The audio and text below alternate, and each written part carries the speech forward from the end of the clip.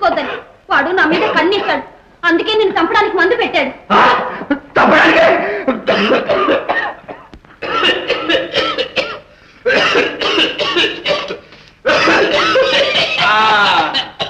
ఏం పక్కిరయ్యా, దగ్గు మళ్ళీ వచ్చిందా? అయ్యయ్యో, అదే నాకు ఎక్కువగా దగ్గుతున్నా. ఏమి తిరగండి, అంత ఎక్కువగా ఎందుకు వస్తుంది దగ్గు?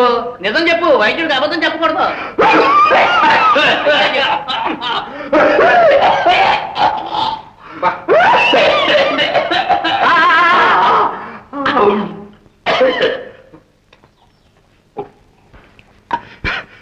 నువ్వు ఇచ్చిన మాత్రలే వేసుకున్నాను, దగ్గు ఎక్కువైపోయింది. అప్పుడు ఇచ్చిన మాత్రలా అప్పుడు వేసుకోలే? లేదు, దాచిపెట్టుకుని. అల్లారా దారికి దగ్గు తగ్గితే తగ్గలేదని అబద్ధం చెప్పి నా దగ్గర మాత్రలు ఎక్కువ తీసుకుని నన్ను మోసం చేస్తావు. అందుకే నీ రోగం కుదిర్చాను. నేను రెండోసారి ఇచ్చిన మాత్రలు దగ్గు తగ్గడానికి కాదు, ఎత్తడానికి. మరి లేకపోతే నన్ను మోసం చేస్తావు. దగ్గుతో చచ్చిపోతున్నాను, మంచి మంది ఇవ్వయ్యాని దండం పెట్టుకుంటాను. డబ్బు తెచ్చావా? డబ్బు తర్వాత ఇస్తానయ్యా, ఎక్కడికి పోద్ది? ఏం లేదు, అమ్మవారి కోపం వస్తుంది.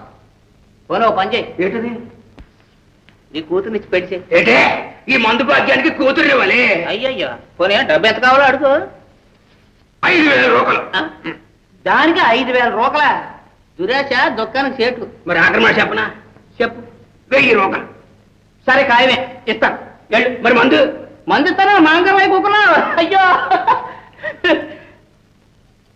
పోనీ పెళ్లి మొత్తం పెట్టించే. ఇదిగా ఎల్జీకి 1 రూపాయి తక్కువైనా సరే ఒప్పుకోను. ఓ అట్లాగే నువ్వు బతుకున్నాళ్ళు ఈ దగ్గు ఉండేది. నేను ఇచ్చింది మళ్ళీ నీ చేత కక్కించను. ఈ చేత్తో ఇస్తానేమో, ఆ చేత్తో పూడ్చుకుంటానేమో.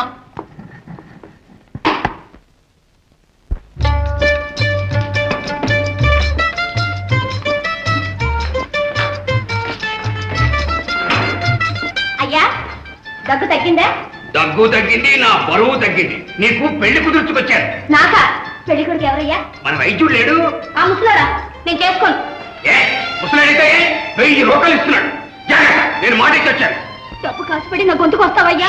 నో ఎత్తే ఉంటే జాగ్రత్త. నేను చేసుకోను. చేసుకోవు? ఎలా చేసుకోవో నేను చూస్తాను.